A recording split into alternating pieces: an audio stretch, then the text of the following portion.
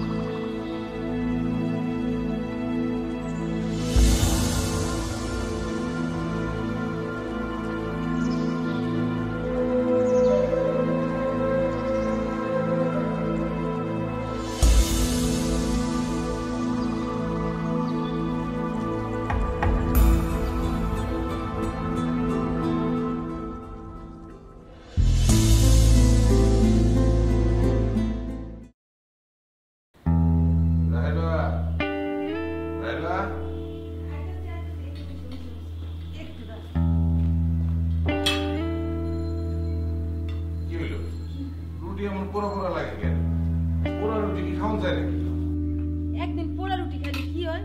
একলা মানুষ আমি কয় দিক সামলাই। ফ্রিজ থেকে জানি কি তাড়াতাড়ি আনতে গেলাম, অমনি তো রুটিটা পোড়া লেগে গেল। আর এই দুইটা পোড়া রুটি আমার কপালে জুটলো। পোলা পান্ডে কি পোড়া রুটি দেওয়া যায়? খাবো না। ঘরে আর আটা ছিল না? না। আমারে কইতা, আমি বাজারে যাইতাম। বাপরে বাপ, কি এমন পুরসা রুটিটা যে একদম মুখে দিতে পারতেছো না? একটু খালি কিনার ডানা পুরছে। কিনারটা পুরছে না? এই কিনার পোড়া রুটি তুমি খাও। যত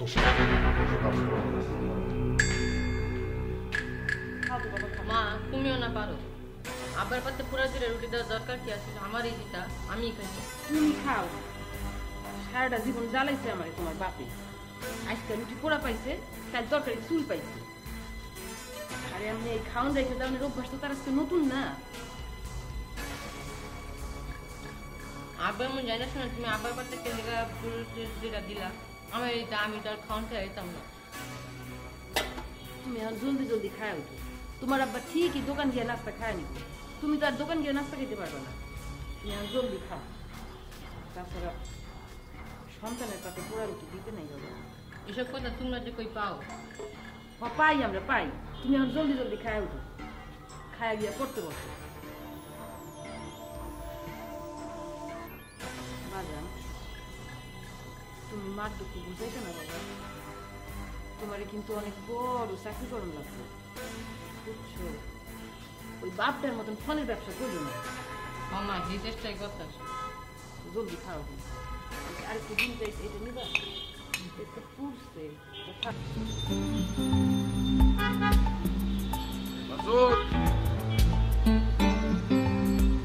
নাস্তা দে রে।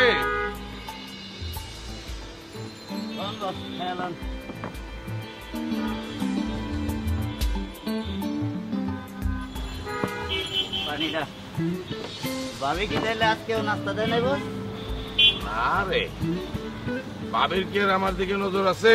এখন খালি পোলার যত্ন আর পোলার যত্ন। তাহলে কাজ করেন, আর একটা বিয়ে করে ফেলান। তোর মতো লাভ কি? ওই ঘরে বাচ্চা কাচ্চা হইব না? তা তো হইবই। তাইলে বউয়ের আদর যত্ন যতদিন বাচ্চা কাচ্চা না হয় ততদিন। এক বিয়ে করলে কি, তিন বিয়ে করলে কি, লাভ নাই। পানি রাখো। এই যে বস, খাই নিস তোর, আমি আলোচনা কাজ আছে। ঠিক আছে, আপনি কোনো চিন্তা করেন না। আর খেয়াল রাখিস বয়ে বয়ে যেন না ঘুমায়। ঠিক আছে? ঠিক আছে। ঠিক আছে, কখনের সময় তো একদম মাথা ঝুঁকায়, কাজের সময় তো নাই। এক ফাঁকে গিয়ে ওই দোকানের খবর নিয়ে আবি, নতুন চালান আইলো কিনা। ঠিক আছে?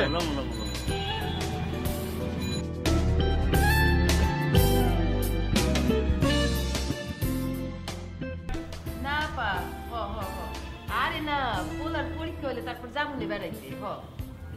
না না, পড়াশোনার সময় তো কিছু এগুলো করা যাবে না। কি রে, কি আপেল খাইতে দাও।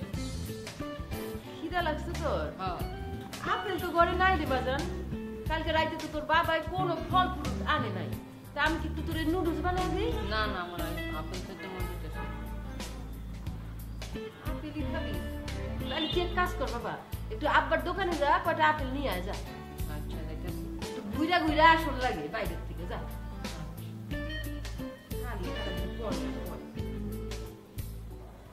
কিরে রহিম, ঘুমাই থাকিস কেন? বস আইলে কিন্তু বিচার দিমু। এই যে ভাই, এটা একটা কথা বলে বিচার দিবেন কেন? তাছাড়া কাস্টমার থাকলে কি আমি ঘুমাই কন? বলছি কি ভাই, দোকানে বইলে না শরীরে কেমন নেশা নেশা লাগে। ভাই আমার মনে হয় কি জানেন? কি মনে হয়? মনে হয় ফরমালিনের গন্ধে ঘুমের নেশা আছে। দূর বেটা ব্যাককল, ফরমালিনের আবার কোন গন্ধ আছে? এই বেটা, ফরমালিনে গন্ধ থাকলে পাবলিক এটা কিনতো? পাবলিক আমাকে পেদায় এই করে ফেলাইতো না বেটা। এটা অবশ্য ঠিকই কইছে, পাবলিক যদি বুঝতো তাইলে তো আমাকে ব্যবসায়ী হতো না। এই যে বুঝতে হবে। ভাই একই যে আপেল দাও তো। আপেল নাই, আপেল নাই। এই যে আপেল। এগুলো তোমার দেওয়া নিষেধ আছে ভাইয়া, এটি বিক্রি হয়ে গেছে। কি হলো দাও, আমার অল্প একটা দাও, আমার আপেল খাইতে ইচ্ছে হচ্ছে। আরে তুমি বুঝবা না, এগুলো তোমার দেওয়া নিষেধ আছে। যাও তো, বসে নিষেধ আছে। আধা কেজি দাও। আধা কেজি তো দূরের কথা, আধা 100 টাকা দেওয়া যেত না, নিষেধ আছে। দেও দি করে কি ওই থামা, ভাই নিয়েন না, আমার চাকরি তো খাইবেন, বসাইলে তো আমার গালাগালি করবো। দেন তো ভাই, কথা কইলে শুনে না। কি করম ক? ভাই নিয়েন না ভাই, ভাই ঝামেলা কইরেন না। এই যে মাসুদ ভাই, আপনি তো দেখলেন আমার কিন্তু কোনো দোষ নেই ভাই, বসাইলে একটু বুঝাই কইেন। আরে বেটা, বসেরও বাড়াবাড়ি আছে। দুই না সব মানুষ খাইতেছে, হের পলাই খালি মরে যাবো গা খেলে না। এটা হারে কি বুঝাইছে? ভালো লাগে না।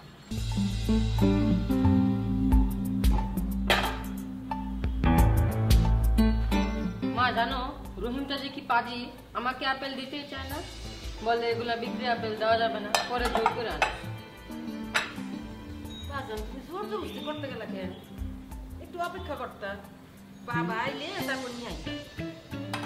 আমার একটা কথা মাথায় গেছে না, বিক্রি আপেল বাসায় আনলে অসুবিধা নেই। তোমার এই ছোট মাথায় এত চিন্তা করার লাগতো না। তুমি বিয়া করতে পারতো, যাও। আমি আপেল চাইতে আনবো।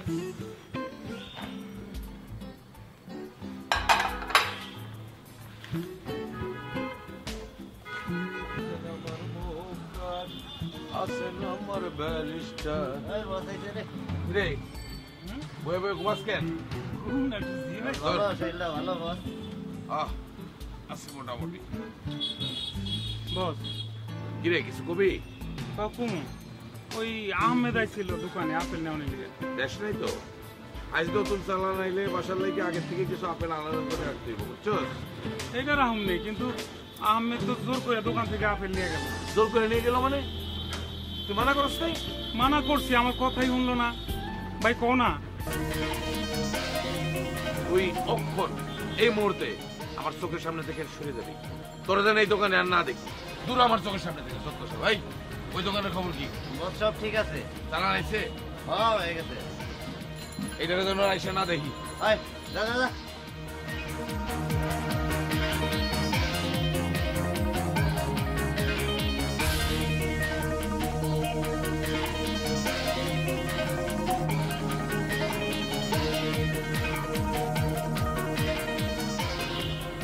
আহমেদ কই?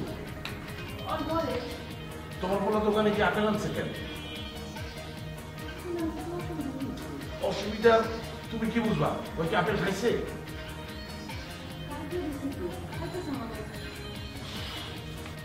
আহমেদ, আহমেদ, আহমেদ,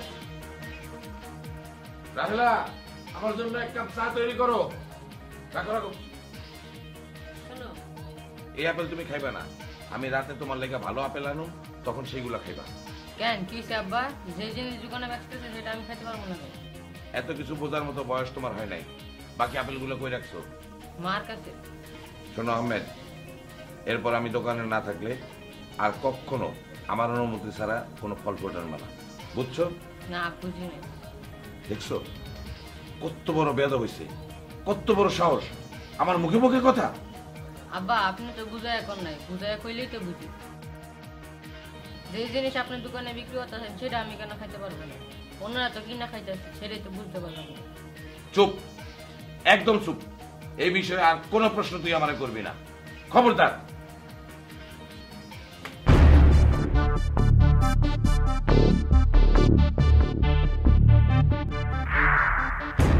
এই আহমেদ, বাবা আসো, তাড়াতাড়ি আসো।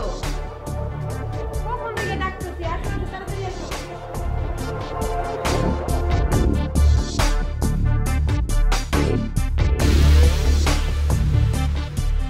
এই আহমেদ, আরে খাওন তো ঠান্ডা হয়ে যাইতেছে। এই আহমেদ,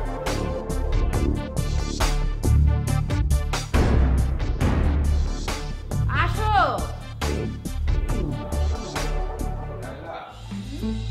এই যে, তোমার পোলার লেগে আপেল আনছি, নাও যত খুশি খাওয়ায়। কি ব্যাপার, আহমেদ হলো খাইতে হ্যাঁ নাই? ডাকো ডাকো ডাকো। কখন থেকে তো ডাকতেছি ওরে, আসতেছে না, রাত করছে, সারাদিন কিছু খায় নাই। কেন রাগ করছে কেন? ওই যে তখন তুমি আপেলটা খাওয়াই দিলে না। আহা, অহন তো আনছি, ডাকো ডাকো। আহমেদ, এই ও বাবা, আহমেদ, দাও না, তুমি একটু ডাক দাও।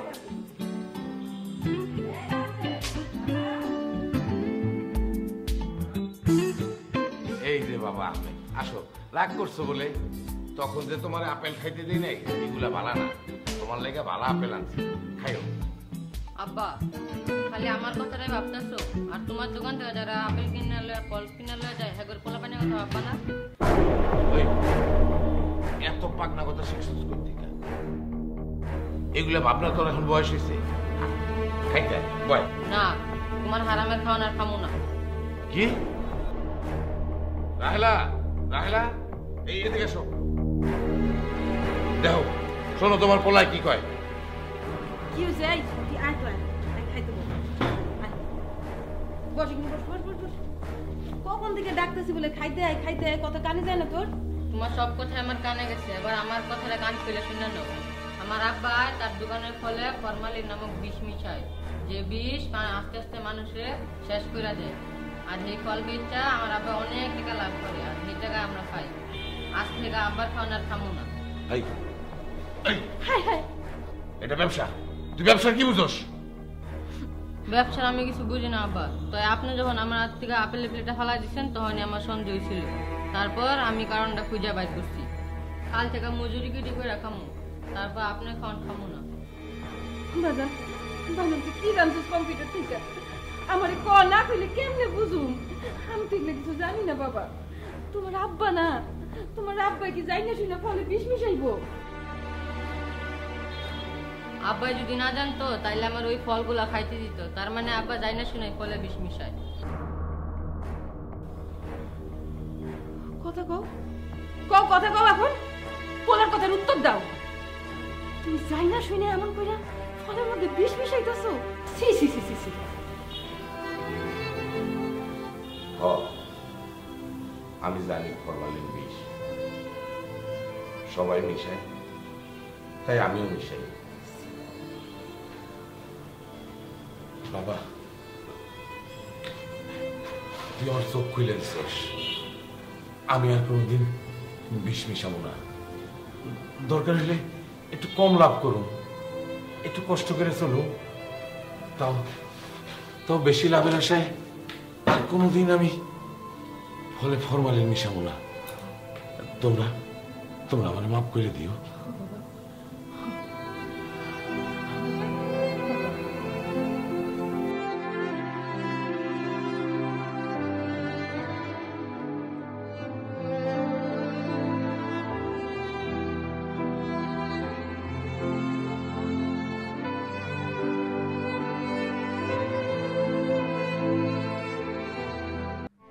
দেখলেন তো আমাদের জন্য বরাদ্দ হওয়া আয়ু ঠিক কতখানি ক্ষতির সম্মুখীন। আমরা আসলে জানি না কি করে কখন কিভাবে আমরা অসুস্থ হয়ে যেতে পারি, এবং আমাদের জন্য যে আয়ু বরাদ্দ ছিল তা নিমিষে নিঃশেষ হয়ে যেতে পারে। অজানা অচেনা কেমিক্যালস আমাদের আজকে সবচেয়ে বড় শত্রু।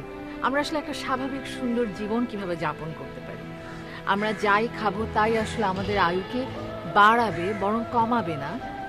ঠিক সে তার জন্য আসলে কি করতে হবে আমাদের, ঠিক সেই কথাই বলার জন্য যাচ্ছি একজন স্পেশালিস্টের কাছে, দেখি উনি কি বলেন আমাদের। আমার দৃষ্টিতে আমাদের ফুডে কয়েক রকমের কেমিক্যালস প্রবলেমেটিক্যাল, এবং এই কেমিক্যালসগুলো আমি এক এক করে বলে যাই আর কি।